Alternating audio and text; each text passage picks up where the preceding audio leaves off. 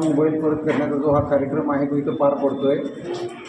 तर याच्यामध्ये ज्यांच्या मेहनतीमुळं हे शक्य झालं, शहर पोलीस स्टेशनचे प्रभारी श्री मोरे साहेब, सायबर पोलीस स्टेशनचे प्रभारी श्री भागवत साहेब, उपविभागीय पोलीस अधिकारी श्री अण्णासाहेब जाधव आणि DBचं पथक यांनी खरोखरच खूप चांगली कामगिरी या ठिकाणी पार पाडली आणि गहाळ झालेले हे मोबाईल सर्वांना या ठिकाणी आपण परत करतो आहे.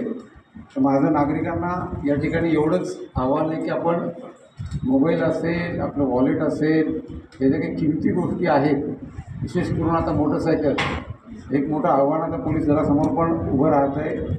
मोटरसायकल चोरीचं प्रमाण हे थोडं जास्त आहे आणि जर याचं आपण थोडं विश्लेषण केलं तर बऱ्याच ठिकाणी आपण अनोळखी ठिकाणी मोटरसायकल लावतो, अनअटेंडेड असते आणि जुन्या मोटरसायकलला बऱ्यापैकी डुप्लिकेट चाव्यासुद्धा लागत आहेत आणि दुसरी डुप्लिकेट चावी लावून मोटरसायकल चोरीला जाते.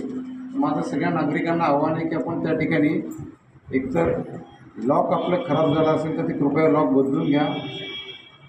जसं मोबाईलला आम्ही ट्रॅक करू शकतो, मोटरसायकल ही ट्रॅक करायची असेल तर त्यासाठी आम्हाला तुम्ही जर मोटरसायकलला GPS प्रणाली जर लावलेली असेल आणि चोराच्या जर लक्षात नाही आलं आरोपीच्या, तर ती मोटरसायकल सहज आम्हाला ट्रॅक करता येईल.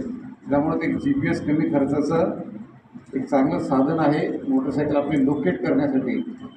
या सगळ्या गोष्टी आपण टेक्नॉलॉजी स्वतः वापरावी आणि पोलिसांनासुद्धा त्यामध्ये मदत करावी आणि शक्यतोवर आपल्या किमती वस्तू आपण काळजीपूर्वक ठेवाव्यात. यामध्ये मोबाईल बाजारामध्ये घेऊन जात आहे, वरच्या खिशात ठेवत आहे, कुणीतरी काढून घेतो, पडतो, असे प्रकार होतात.